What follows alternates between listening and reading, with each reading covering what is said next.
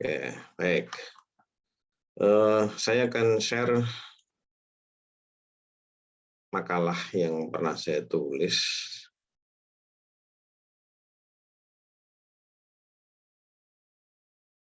Sudah munculkah di layar? Sudah, Pak. Sudah, Pak. Nah, saya kok nggak ngelihat ini layarnya. Sebentar, saya pakai double layar, jadi malah agak bingung.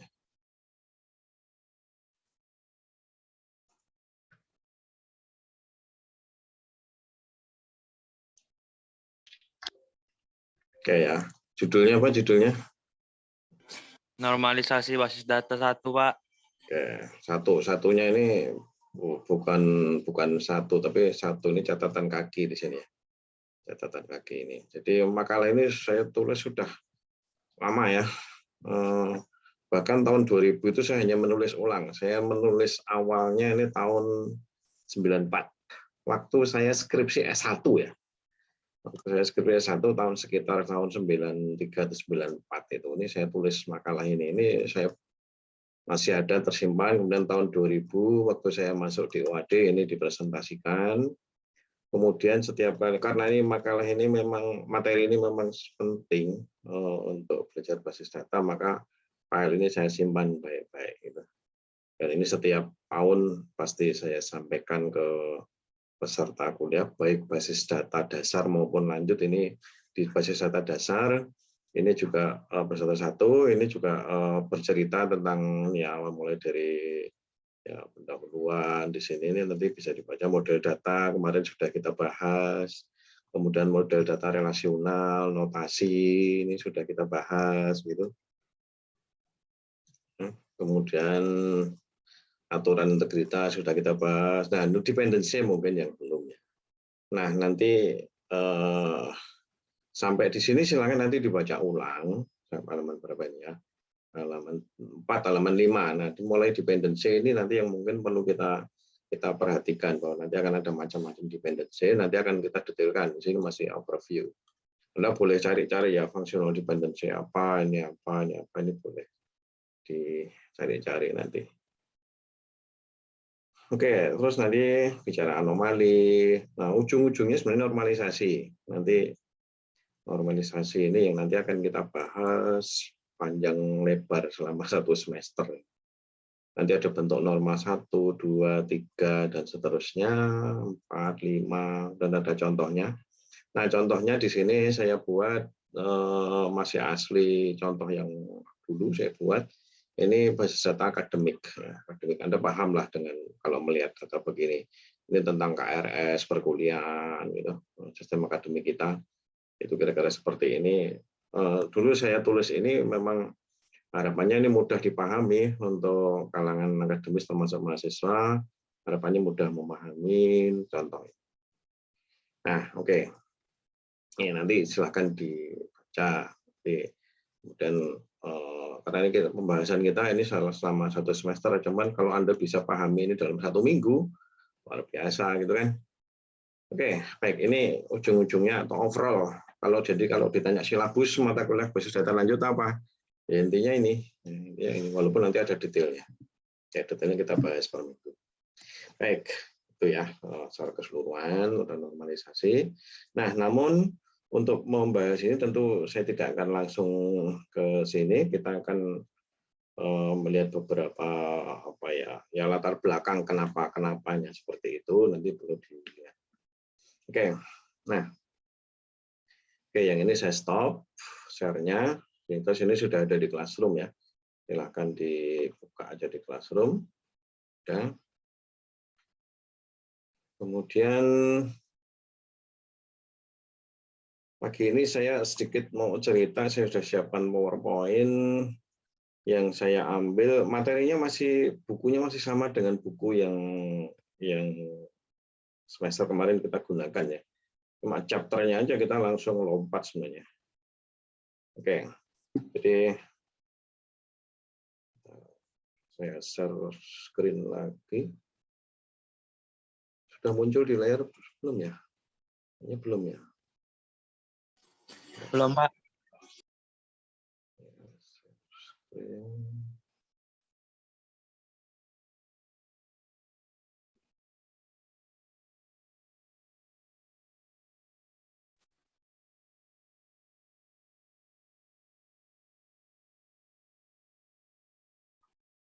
Sudah muncul? Sudah, Pak. Sudah, Pak.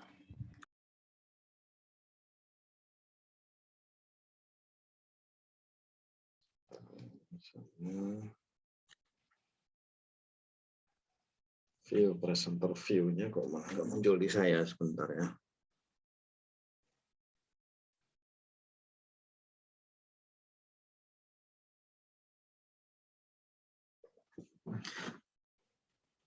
Oke, baik. Nah, pakai selfie sebentar ya. Ini materi sebenarnya bukunya sebenarnya masih sama dari buku yang kita gunakan, database system, ini yang edisi 4, ini yang edisi 6, berada pada part yang sama. Di sini kalau melihat edisi yang edisi 4, ini kita mulai dari chapter 9, kalau melihat edisi 6, dimulai dari chapter 10, gitu. Nah, nanti silakan, e-booknya sudah pernah saya share juga di basis data. Lalu nanti saya share lagi di classroom yang basis data lanjut juga nggak apa-apa untuk mengingatkan. Oke. Nah, next-nya secara agak detail gitu, nanti materi kuliah kita ini mulai dari bab tadi ya, chapter 10 tadi database system development life cycle, ini siklus pengembangan sistem basis data. Kemudian kita akan diskusi tentang teknik pencarian fakta atau fact finding teknik. Kemudian ER modeling mungkin perlu akan kita tengok lagi ya sekilas gitu, mungkin agak kita detailkan. Bahkan ada bab membahas tentang enhance, dan itu juga kita bicara ER, kemudian kita bicara normalisasi. Itu selama 1 semester. Oke, saya lompat dulu ya sebelum ini berlanjut di slide berikutnya, tapi masih pada PowerPoint ini. Saya sampaikan kemarin koordinasi dengan Bu Kaprodi, Bu Nining. Mana tadi ya?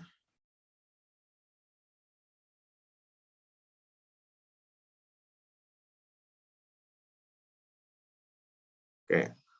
Nah, untuk studi kasus nanti ya. Studi kasus ketika nanti Anda terjun atau membuat penugasan-penugasan, yang materi normalisasi tetap saya biarkan menggunakan contoh akademik, tetapi untuk penugasan kita coba bergerak ke tema yang lain, tema yang kita angkat nanti supaya berlanjut dengan mata kuliah yang lain. Jadi ini akan kita sambung dengan tema di mata kuliah yang lain yang berikutnya, sehingga yang Anda siapkan pada mata kuliah basis data lanjut ini nanti akan digunakan oleh Bu Nining dan beberapa mata kuliah yang lain menggunakan tema yang mirip-mirip. Ya, ini temanya ini pilih seputaran ini lokasi temanya. Kita bicara warung makan, resto, warmindo, kafe, dan sebagainya. Oke, kalau saya nanya kalian, siapa yang belum pernah jajan di warung? Ada nggak ya? Nggak ada, Pak. Saya yakin Anda semuanya hebat banget nih. Kalau ada yang belum pernah jajan di warung, belum pernah ngopi-ngopi gitu ya, minum kopi di warung, atau kalau yang belum minum, yang nggak pernah minum kopi mungkin, Pak. Kolbi kayaknya, Pak. Jajan Kolbi. Ya, kalau jajan yang ngajak-ngajak gitu ya. Saya mau kok diajak. Oke, jadi tema utamanya nanti itu ya. Lokasinya entah Anda boleh warung makan, boleh resto, warmindo, kafe, tapi itu sebentar ini layar saya bermasalah. Sebentar saya dulu.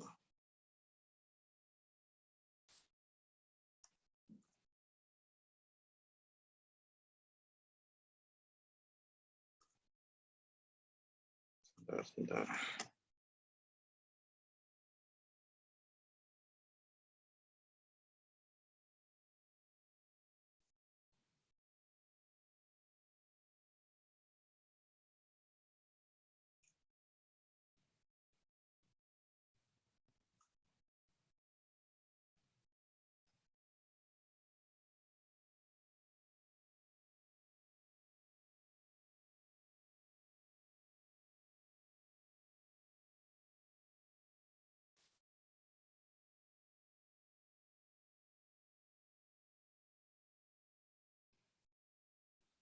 Oke, sudah muncul lagi ya.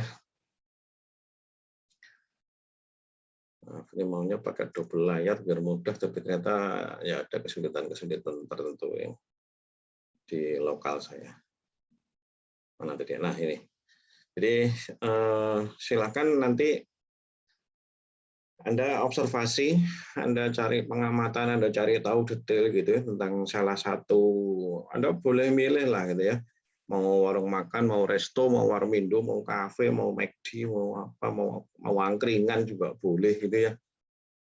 Tapi seperti apa yang nanti perlu dilihat, prinsipnya begini, bahwa satu layanan sebutlah resto gitu ya, maka dia punya front office dan dia punya back office. Front office-nya adalah layanan pelanggan. Layanan pelanggan itu meliputi apa ya? Tamu datang, kemudian Anda disodori menu, Anda milih menu, kemudian setelah menu dipilih mungkin langsung bayar atau bayarnya belakangan, ada tagihan, kemudian Anda disajikan makanan atau minuman pesenannya gitu ya. Kemudian setelah itu Anda bayar, terus Anda pulang kalau sudah selesai makan minum. Oke. Kemudian mungkin ada layanan WiFi segala macam, itu masuk bagian dari layanan pelanggan. Tapi juga perlu dilihat back office-nya. Back office-nya itu bagian belakang yang Anda nggak lihat gitu. Nah, bagian belakangnya kayak apa? Dia urusannya kan produksi. Produksi itu dia yang masak, kemudian perlu belanja bahan baku, perlu proses, ada pegawainya jumlahnya sekian, yang tugas di depan sekian siapa saja, yang kokinya siapa saja, itu nanti perlu dicatat di situ back office-nya. Jadi nanti di situ ya ada di tengah ini kalau lihat ada kita split jadi dua hal, yakni front office dan back office. Kemudian apa nanti yang perlu diobservasi, yang perlu diamati, yang perlu dicari datanya. Geser.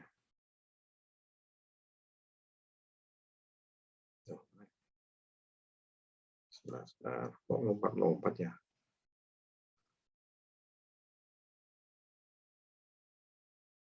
Oke. Nah, ini hanya sebagian ya, kolom yang paling kanan yang judulnya item data itu hanya sebagian yang saya munculkan di sini, tapi tentu masih banyak hal yang bisa dicatat dan diamati. Ya, pengamatan bisa dimulai dari nota belanja.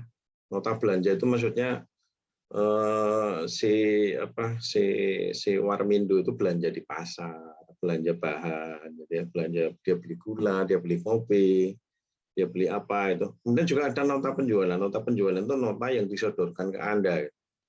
Jadi pilihannya ada kopinya, ada kopi apa, ada arabica, ada robusta, ada mix, ada blended, ada apa gitu. Ada mungkin jus, buah dan sebagainya. Itu adalah nota penjualan.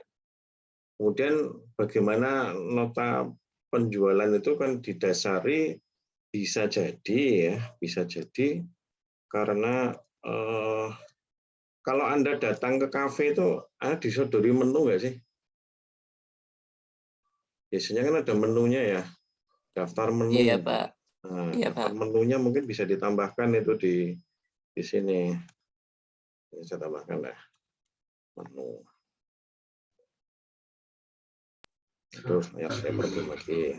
Jadi layar keduanya tak matiin aja deh. Saya pakai satu layar aja daripada bolak-balik. Karena konektor saya yang agak error. Kemarin beli konektor baru ternyata nggak support ke Windows.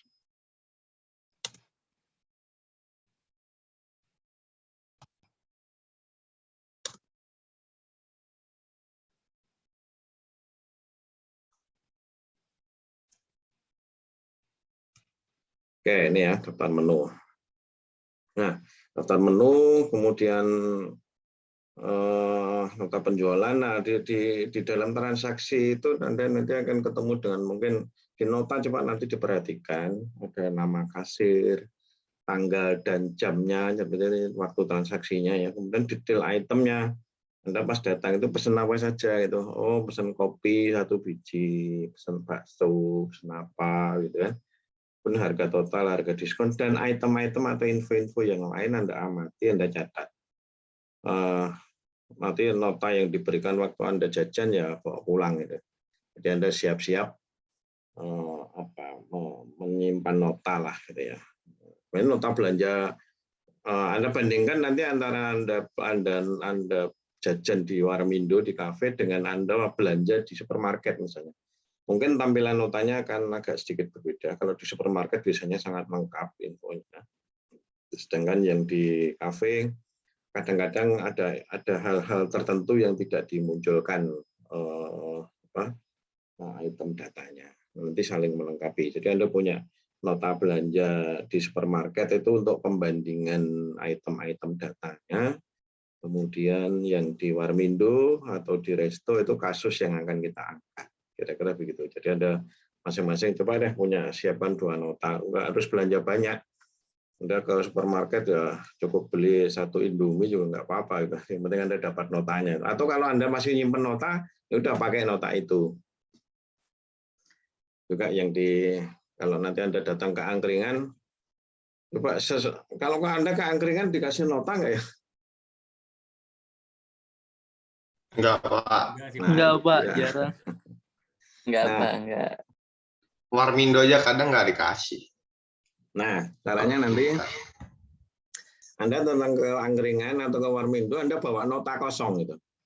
Ya, Anda bawa nota kosong, Anda carilah, saya beli 1 sheet gitu, nanti dibagi-bagi sekelas gitu. Terus waktu datang ke Warmindo, Anda minta sama pemiliknya itu untuk nulis nota gitu. Untuk nulis nota. Jadi Anda jajannya apa saja ditulis detail gitu sampai nama kasirnya, tanggal dan sebagainya. Kalau ada diskon, diskonnya ditulis gitu. Kalau punya stempel kasih stempel gitu ya. Itu untuk bahan. Untuk bahan nanti kita merancang basis data untuk kasus. Nah, siapa tahu nanti kemudian Anda bisa bikin aplikasi yang berbasis Android, kemudian Anda bisa jual. Kalau Anda pernah jajan di mana ya? Warung mana atau resto mana yang sudah menerapkan pola milih menunya lewat tablet gitu? Ada nggak? Lewat tablet atau display yang touchscreen gitu? Gimana? Ada, Pak. Biasanya di resto, Pak. Di resto Biasanya ya? di resto. Oke. Resto-resto gede biasanya memang ada yang gitu ya. Jadi misalnya di apa? Di Pizza Hut atau di McD atau di mana itu mungkin ada ya itu. Nah, tujuannya nanti sebenarnya begitu. Anda bisa bikin aplikasi untuk kasir, aplikasi untuk warung-warung gitu, untuk kafe, berbasis terserah, berbasis Android atau iOS atau apa gitu.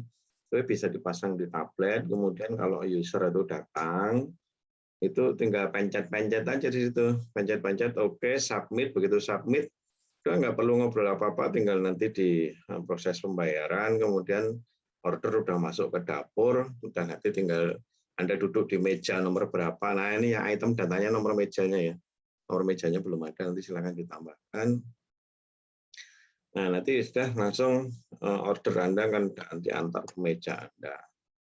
Itu nanti kalau bicara proses bisnis ya proses bisnisnya mulai Anda datang, pesan, kemudian pesanannya masuk ke dapur, Anda bayar, makan, pulang. Itu yang front office. Nah, back office-nya dia akan ngontrol, oh berasnya habis nih, oh kopinya habis nih, gulanya habis. Kapan mereka harus belanja lagi. Itu kalau dari proses bisnisnya begitu. Nah, nanti itu kira-kira. Nah, ini yang lompat saya tadi temanya nanti 1 semester ini untuk penugasan di kelas teori ini, kelas yang ini kita akan pakai kasus ini. Tapi untuk di praktikum nanti kita coba sesuaikan ya, karena ini saya belum sempat mengupdate materi praktikum, jadi materi praktikum mungkin masih menggunakan materi yang lama. Sedangkan yang ini saya coba sesuaikan on the way. Karena ini saya ngobrol dengan Bu Kaprodi juga baru beberapa hari yang lalu untuk penyesuaian studi kasusnya. Baik, clear ya untuk kasus ini nanti ya. Jadi kalau Anda saya suruh jajan kayaknya langsung gas gitu ya. Ya Pak, berangkat Pak sekarang gitu. Oke. Nah, saya balik ke slide yang sebelumnya tadi, yang awal bahwa jadi ini ya. Nah, Anda sambil melihat melihat materi semester kemarin di basis data, kita punya kasus Dream Home ya kemarin. Kita punya kasus Dream Home, bahwa di Dream Home itu kita punya sekian tabel yang saling berrelasi. Masing-masing punya relasi, punya primary key, punya candidate key, ada foreign key. Nah, nanti di cafe Anda itu juga nanti didesain kira-kira bentuknya mirip-mirip lah dengan apa namanya, dengan Dream Home yang kemarin, kurang lebih begitu. Sehingga nanti banyak koneksi. Anda kenal Dream Home, nanti kalau Anda mau bikin aplikasi semacam Mamikos, Anda udah punya bayangan. Kalau Anda punya apa namanya, mau bikin aplikasi akademik, Anda sudah punya bahan di makalah di paper saya tadi. Kalau Anda bikin aplikasi seputaran kafe, warung dan sebagainya, nah kasus ini yang bisa kita gunakan. Jadi kita kaya lah, ada beberapa kasus, nggak cuma satu aja gitu. Untuk menambah hasanah gitu. Oke ya.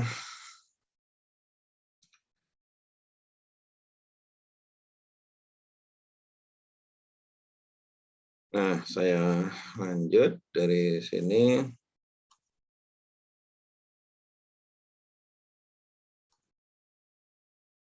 Oke, ini view dari buku kita ya.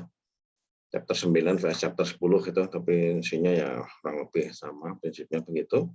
Nah, langsung saja. Jadi di chapter 10 buku edisi 6 itu judulnya Database System Life Cycle. Ini judul ini yang saya jadikan judul untuk presensi kita. Nah, presensi nanti silakan di portal, tapi saya buka setelah kuliah kita selesai. Nanti jam 10.30 sampai jam 12 silakan Anda entry absennya. Untuk yang kuliah kemarin absennya masih bermasalah, ada 2 orang kemarin udah lapor, masih saya progres ya, belum clear. Nanti coba saya cek lagi, saya belum nemu menunya untuk mengentrykan yang absennya bermasalah. Tapi nanti kita update lah prinsipnya. Sorry. Diganggu si Empus.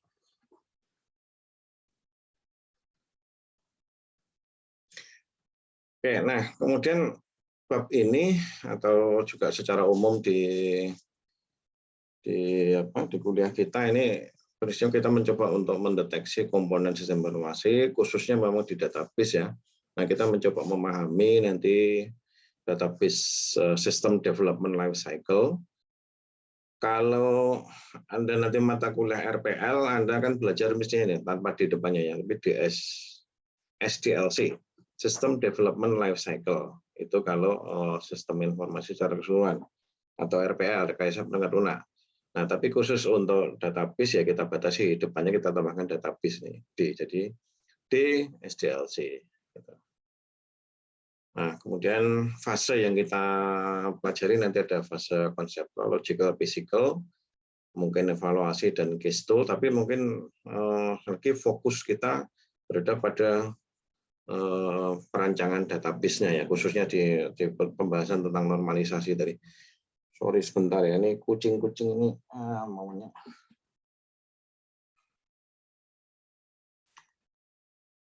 Oke, lanjut. Ya, ini ya tadi siklus pengembangan basis data versus ini, jadi ini ada di dalamnya di sana. Baik. Ini kalau kita lihat secara umum tahap-tahapnya ya, tahap siklus basis data tadi dimulai data tipis planning sampai terakhir nanti operational maintenance. Nah, ini kita nggak sampai di sini nanti. Kita paling 1, 2, 3, 4 ya. 4, maksimal 5, 1, 2, 3, 4 atau 5 ini saja yang kita bahas dalam basis data lanjut. Ya, tidak di sini application design dan seterusnya ini sudah diurus di mata kuliah nanti rekayasa perangkat lunak ya. Bahkan di DBMS selection ini bisa jadi di rekayasa perangkat lunak juga, tapi fokusnya nanti di RPL, nanti di sini bagian desain, prototyping, dan seterusnya. Nah, kita nanti di bagian atas ini aja. Paling fokusnya memang di sini, database design. Fokusnya. Oke. Nah, database design, nanti isinya normalisasi, paper saya tadi. Oke, ini saya comot-comot dari buku itu tadi ya. Prinsipnya, persiapan yang harus dilakukan adalah, nah ini ada ngomong visi misi kalau seperti ini.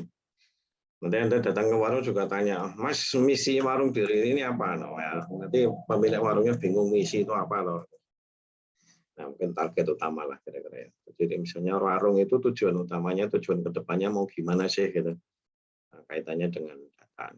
Ini kalau Anda dapat warung yang gede akan sangat bermanfaat. Tapi kalau warung kecil itu urusannya gampang, tapi nanti Anda jadi agak kesulitan untuk observasi lebih detailnya. Tapi kalau warung yang besar, itu mungkin dari segi proses awal agak sulit, tetapi nanti hasilnya akan lebih baik. Ya plus minus ya, tapi silakan dari itu. Oke. Nah ini kalau ini ada di mata kuliah mana-mana ini ya, sistem informasi komponennya apa itu. Terus mungkin nah saya ngelihatnya di fokusnya di sini. Jadi komponen ya kita ngomong database CPMS, ada softwarenya, ada hardwarenya, ada personalnya. Jadi ya kita tengok di fokusnya nanti di sini di database-nya, CPMS-nya. Oke, lewat aja ini. Nah ini yang tadi ya tabel tadi ini kalau kita tulis soal ini sekali lagi kita akan mengambil dari 4 atau maksimal 5 selama 1 semester nanti. Oke, begini. Ini database planning itu kita ngomong perencanaan. Jadi nanti ketika Anda datang ke warung Indo, ya kalau ditanya planning basis datanya seperti apa Pak, itu ya mereka nggak punya planning basis data gitu kan. Nah itulah repotnya itu.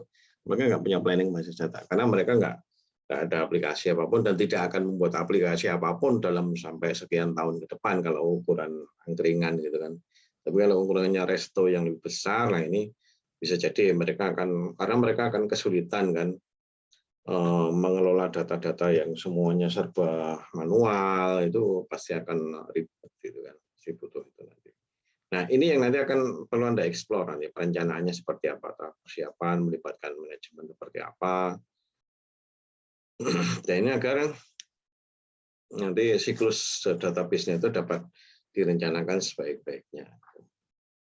Tapi nggak usah risau kalaupun Anda misalnya warungnya kecil ya nanti pakai asumsi gitu kan.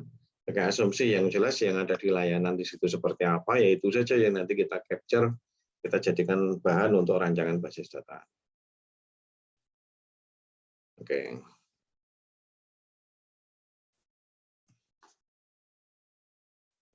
Nah, ini view ya. Tentang view dulu di mata kuliah basis data kita juga pernah membahas tentang view. Jadi kalau kita ngomong sistem basis data, ya pasti kita akan ngomong view. Sebuah basis data besar itu, ya ini bisa dilihat dari sudut pandang yang macam-macam ya. Dari user view 1, 2, ini contohnya sampai 6 gitu. Macam-macam prinsipnya gitu ya. Nah nanti dari sini pun nanti misalnya user view 1 ini view-nya adalah pelanggan. Misalnya gitu. Pelanggan Anda yang datang sebagai pembeli. Mungkin kemudian view 2 ini dilihat oleh yang karyawan restoran yang melayani user itu namanya apa? Istilah bahasa Inggrisnya apa? Kalau di kafe mungkin bartender ya, bukan bartender juga tapi apa itu ya? Barista, Pak. Oh, barista kan yang ngeracik ya. Waiters, Pak. Yang mengantarkan kopi sampai ke meja kita, mengantarkan Pelayan, makanan. Waiters, Pak. Waiters. Nah, mungkin waiters ya. Jadi waitersnya. Jadi ini view 1 mungkin dari pelanggan, kemudian waiters. Waiters kan menangkap Anda itu pesannya apa sih gitu, dan dia langsung ngomong, oh Pak, item yang nomor ini kosong Pak, kita kehabisan bahan, misalnya gitu. Dia siap ngomong seperti itu. Kemudian waiters setelah menerima pesanan dia bawa ke belakang kan, dia bawa ke belakang, kira-kira diantar ke siapa tuh? Ya mungkin ke bartender gitu ya, atau ke siapa lah gitu. Nanti proses bisnis seperti apa sampai semuanya dapat gitu di review 1 dan seterusnya. Kemudian misalnya di sisi yang sebelah kiri ini bisa jadi ini user review yang 4 ini misalnya adalah petugas apa ya, kasir dan bukan kasir sih ya, apa yang perantara antara front dengan belakang. Jadi dia ngontrol pesanan tapi dia juga paham dengan stok yang di belakang. Oh, ini ada orang pesen misalnya apa ya, nasi sarden gitu ya. Nasi sarden. Ternyata nasinya masih sardennya habis gitu. Nah, dia bisa mengkomunikasikan ketika sardennya habis, maka dia langsung lapor ke view 6 misalnya. View 6 sardennya habis nih, cepetan belanja misalnya gitu. Nah, dia perlu kasih tahu ke sana. Nah, ini view 4 misalnya seperti itu. Kemudian view 6 ini misalnya orang yang ada di belakang, ada di gudang. Nah, dia pengawas gudang. Jangan sampai kehabisan barang. Jadi kalau sampai ini tadi kasus pesen nasi sardennya kok kehabisan. Ini berarti yang salah nih user 6 nih. Misalnya gitu. Loh, jangan sampai kehabisan. Prinsipnya stok itu harus ada. Yang ada ditulis di menu prinsipnya tidak boleh mengatakan kosong misalnya gitu ya. Nah, ini kekuatannya nanti di komunikasi antara view 1 dengan view yang lain. Misalnya begitu. Nah, nanti ada kasir berada di view yang mana nanti misalnya. Itu perlu dilihat semuanya. Itu ya, ini kalau mau dijelaskan secara kata-kata ya mungkin ada di sini. Tapi penjelasan umumnya kira-kira gitu. Jadi ngomong view pada database itu pokoknya bisa dilihat dari berbagai sudut pandang. Nah, nanti kalau sudah sampai aplikasi, berarti ada menu masing-masing. User view 1 punya menu sendiri. Dia itu hanya milih menu. Dan user view 2 dia tahu bahwa menu ini habis apa tidak. User view 3 mungkin dia akan melihat data secara berbeda walaupun database-nya satu. Database-nya yang ini yang lingkaran besar. Gitu ya. Oke. Betul.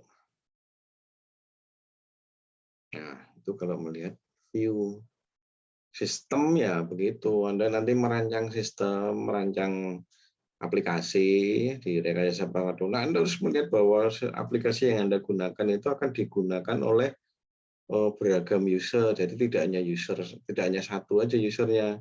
Antara user 1 dengan user 2 menunya berbeda. Bisa jadi satu menu bisa diakses oleh beberapa user, tetapi tidak akan sama persis. Nah, ini bagaimana nanti mengendalikan itu. Itu di RPL ya. Oke, next. Nah, kemudian, tadi untuk mengobservasi tadi tentu kita perlu requirement analisis dan pengumpulan kebutuhan. Kebutuhan terhadap si Warmindo tadi kebutuhannya kayak apa? Kebutuhan data, kebutuhan informasinya kayak apa? Itu yang perlu diobservasi secara menyeluruh gitu.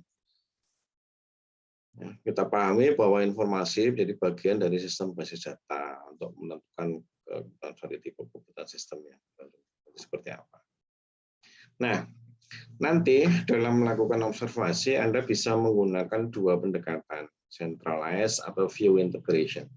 Centralized itu yang Anda lihat ini menggabungkan semua kebutuhan user dalam database, baru dilihat gedenya gitu, baru nanti dipecah-pecah masing-masing usernya. Atau dibalik, view integration. View integration itu masing-masing user punya kebutuhannya 1, kebutuhan 2, 3, dan sebagainya, kemudian dikumpulkan. Nah, jadi bisa dua pendekatan, centralized ataupun ya ini bisa top down atau bottom up, dibalik-balik juga sama gitu. Prinsipnya mau dilihat dari satu besar kemudian dipecah, atau mau dilihat kecil-kecil kemudian digabung. Itu pendekatan yang ada bisa seperti itu. Atau Anda ini yang ketiga ini kombinasi dari nanti ditinjaulah dari dua arah, dari sisi gesturnya seperti apa, dari sisi view-nya yang kecil-kecilnya seperti apa, nanti bisa ditemukan sehingga menjadi satu kebutuhan yang menyeluruh. Nah, lebih begitu. Oke. Nah, ini kalau centralize ya,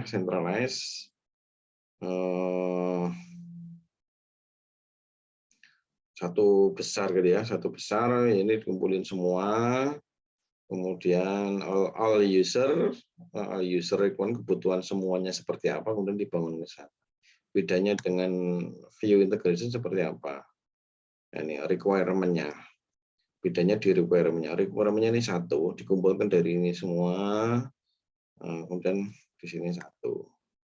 Nah, ini masing-masing punya requirement, kemudian dibangun menjadi user view, ini kemudian dikumpulin lagi, akhirnya punya database sistemnya. Nah, ini secara teori pendekatan observasinya bisa begitu, tapi nanti coba Anda detailkan, Anda pikirkan seperti apa sih di lapangan, itu memang ya kita bisa tahu paham di lapangan kalau kita terjun di lapangan, kalau kita observasi betul. Kalau hanya baca begini ya teori gitu kan.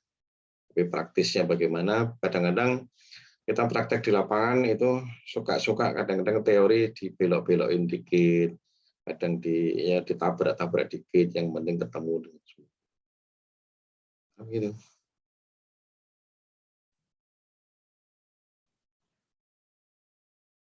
Nah, kemudian next ke database desainnya nanti, proses perancangan database itu nanti ini tentang konseptual, logical, physical, ini sudah juga kita bahas dulu di mata kuliah basis data yang semester kemarin. Nah, di sini coba dilihat lagi. Oke. Di konseptual kita menyusun model datanya seperti apa gitu. Di logicalnya kita menyusun model sudah mengarah ke ranah fisik, sedangkan di physical ini Anda sudah create database gitu. Kalau di sini di physicalnya ini malah Anda sudah lakukan pada praktikum yang semester kemarin, Anda sudah create database, create table dan sebagainya. Tetapi kita kemarin mengabaikan bagaimana sih konseptual desainnya, bagaimana sih logical desainnya gitu ya. Ini agak kita semester kemarin tidak kita lakukan. Ini kita abaikan, ini kita berikan matang. Nah, fisikalnya sudah Anda lakukan. Nah, sekarang kita akan lebih banyak di sini, di konseptual dan logical. Jadi kita lakukan itu. Nah, ini untuk yang konseptual dan logical ini nanti inilah yang akan kita bahas dalam ini, normalisasi itu. Nah, normalisasi itulah yang tadi di makalah yang saya sampaikan tadi itu. Nah, secara umum itu sebagai penggugah semangat ya, semangat untuk kuliah basis data kita, basis data lanjut. Sekali lagi untuk studi kasusnya adalah yang ini tadi. Dari lokasi temanya silakan Anda pilih mau dengan skala yang seperti apa, mau resto yang skala internasional boleh, mau yang angkringan juga oke, yang penting Anda bisa dapatkan info. Dan yang penting justru kalau semakin kecil warungnya itu nanti Anda ngobrolnya untuk mendapatkan data memang agak riuh, agak ribet, karena memang yang Anda ajak ngobrol memang tidak pernah berpikir tentang itu. Tapi mudah urusannya, nggak perlu proses macam-macam gitu kan, datang aja nongkrong langsung ngobrol selesai. Kalau warung yang gede ya mungkin harus ngomong dulu, harus izin dan sebagainya, tapi nanti dapatnya datanya lebih komprehensif, lebih lengkap. Kira-kira begitu. Nah, mungkin itu ya apa yang bisa kita discuss untuk hari ini. Silakan kalau ada diskusi, ada pertanyaan terkait dengan itu tadi.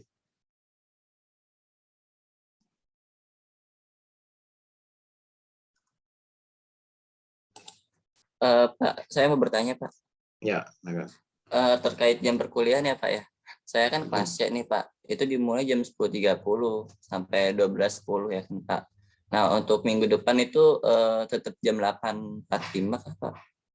Ya, jadi gini, untuk perkuliahan ini kan kelas ABC ini daring, karena daring ini kita satukan. Nah, karena disatukan, saya ambil di tengah gitu ya.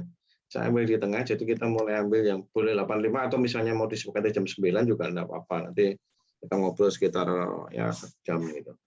Jadi waktunya kita tetapkan aja nanti sekitar jam itu 8.45 atau jam 9 itu. Oke, makasih Pak. Boleh tanya lagi nggak Pak? Ya, sama. Selain studi kasus yang tadi kayak restoran, warmindo atau kafe, itu boleh kayak mebel gitu nggak Pak? Begini, ini karena nanti kaitannya dengan kalau hanya ke saya, it's okay, enggak masalah ya. Tapi karena ini kaitannya nanti dengan mata kuliah yang lain, nah saya nggak tahu nanti nabrak nggak. Tapi prinsipnya oke saja sih sebenarnya, karena proses bisnisnya mirip-mirip. Prinsipnya orang datang, milih menu, milih barang, gitu ya. Ini kenapa? Anda punya bisnis mebel gitu mungkin, furniture? Enggak Pak, teman saya punya mebel Pak. Hmm.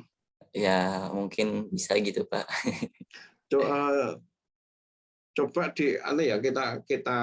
kita bawa ke kita samakan dulu temanya ya. Nanti kalau misalnya sudah ada memang kesulitan ya baru ke sana. Itu sebagai cadangan lah, sebagai alternatif kedua gitu. Oke, siap. Makasih Pak.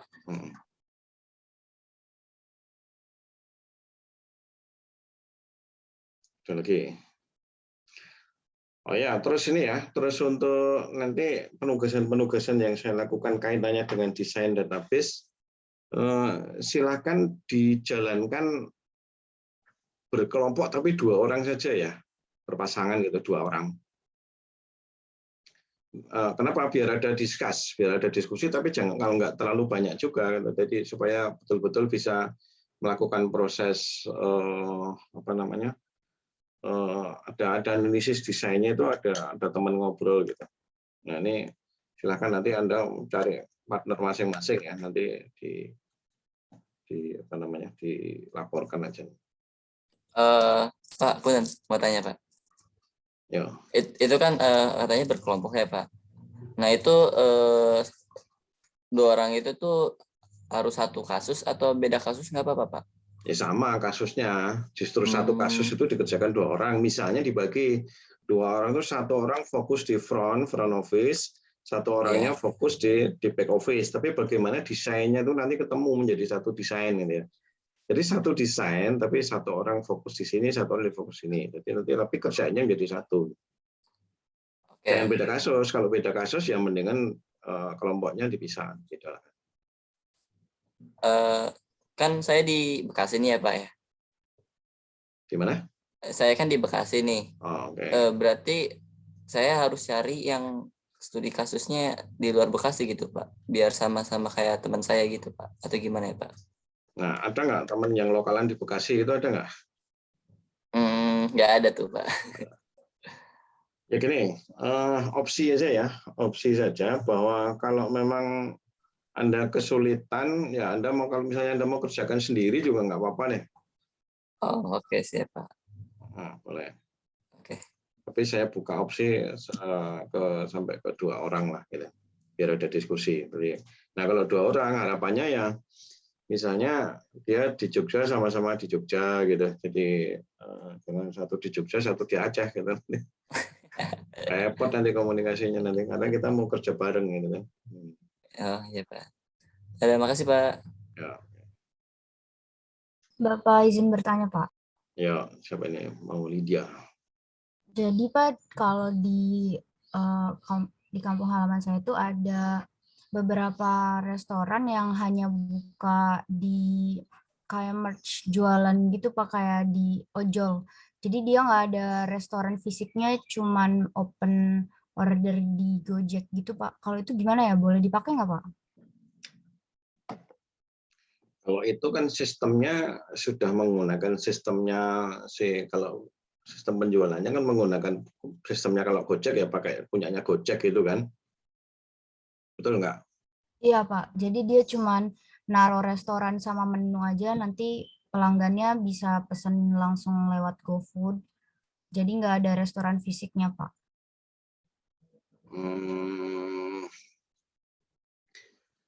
sejauh Anda bisa merancang basis datanya, baik itu sisi front office maupun back office-nya, oke silakan, nggak apa-apa. Cuma nanti berarti ada perlu penyesuaian ya, bahwa order ini kan berarti order oleh atau dibuat oleh akun apa kan, mungkin dia kan bisa jadi resto yang seperti itu dia melayani GoFood, melayani Shopee Food, melayani apalagi Grab gitu kan. Ada dia tidak hanya mungkin tidak hanya buka ke satu apa namanya satu pintu gitu kan. Nah, bagaimana dia melayani 3 itu tercatat semua. Oh, ini order dari Shopee Food nomor akun sekian. Oh, ini order dari GrabFood nomor akun sekian. Nah, ini yang perlu dicatat nanti. Mungkin gitu. Berarti kayak sistem kasirnya itu mencar-mencar juga ya, Pak? Mencar-mencar gimana maksudnya? Jadi sumber penghasilannya itu kayak dari GoFood-nya dicatat, dari Shopee Food-nya dicatat gitu nggak sih, Pak?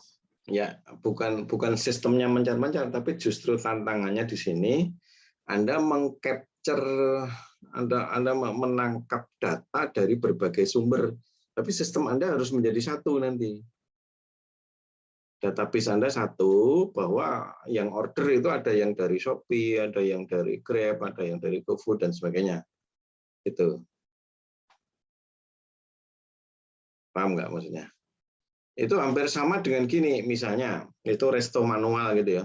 Resto manual, ini order dari meja nomor 1, meja nomor 2, meja nomor 3, nah sama juga. Atau misalnya dia dipisah menjadi ruangan ya, ruang A, B, C. Ruang A itu ada 10 meja, ruang B ada 30 meja, ruang ini ada sekian meja. Nah, ini masing-masing bahwa ini dicatat bahwa ini order dari ruang A, nomor meja sekian. Misalnya gitu. Bisa dipahami ya? Iya, lagi dipahami, Pak. Ya, dicoba nanti kalau misalnya seperti itu. Artinya desain database-mu nanti perlu mencatat bahwa ini dari kalau resto manual kan cukup dicatat, mungkin kalaupun namanya ditulis boleh ada, kan sering ditanya ya kalau kita order itu ini atas nama siapa gitu kan. Nah, atas namanya itu kan kita catat nama akunnya, bahwa akun ini akun Shopee, nanti ada keterangan bahwa ini Shopee dengan akun sekian. Bedanya di situ aja sebenarnya. Kira-kira gitu. Baik, Pak. Terima kasih, Pak. Oke. Yo, lagi. Pak izin masuk Pak, mau bertanya. Ya, kan. Untuk yang kelompoknya itu kan tadi maksimal 2 orang satu kelompok ya Pak. Kalau beda kelas boleh nggak Pak? Boleh. Kelas ABC kita lebur ya. Oh, oke Pak. Gabung aja. Tapi bahwa nanti dalam administratif sumber kelas ABC-nya tetap kita cantumkan, tapi bahwa untuk pengelompokan pengerjaan tugas kita gabung aja, silakan nanti biar mudah. Oke, sip. Terima kasih Pak. Ya. Izin bertanya Pak, Ya, maka. untuk deadline-nya itu kapan Pak? Oh, ini tugas sepanjang semester. Nanti tugasnya bertahap. Tugasnya bertahap. Jadi mungkin pada ya artinya mulai sekarang Anda sudah mulai pelajari, kemudian nanti pengumpulan akhirnya tentu akhir semester ya, sebagai tugas final project-nya, laporan akhirnya. Tapi nanti di tengah-tengah bisa jadi nanti kita minta apanya dulu, nanti bertahap lah. Begitu, Pak. Terima kasih Pak. Ya. Pak, izin bertanya Pak. Ya.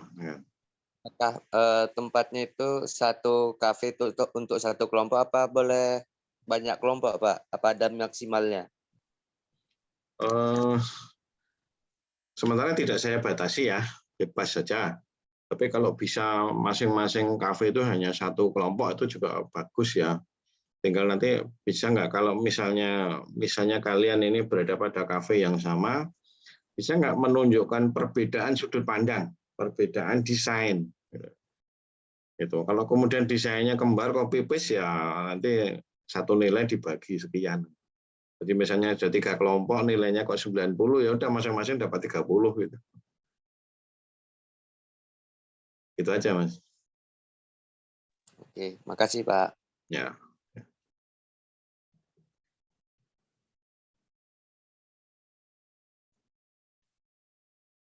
Ada lagi?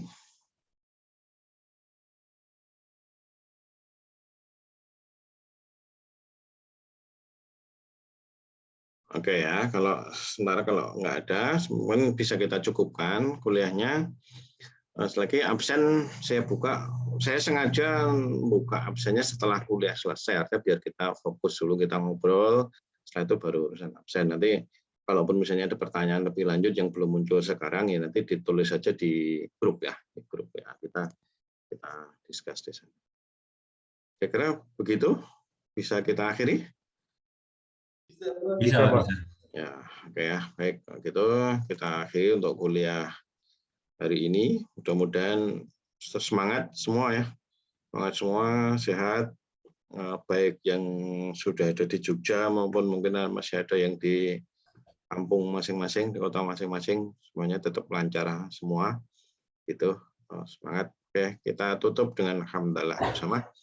Alhamdulillah. Alhamdulillahirrahmanirrahim. Assalamualaikum warahmatullahi wabarakatuh. Waalaikumsalam warahmatullahi wabarakatuh. Terima kasih, Pak. Makasih, Pak. Terima kasih, Pak.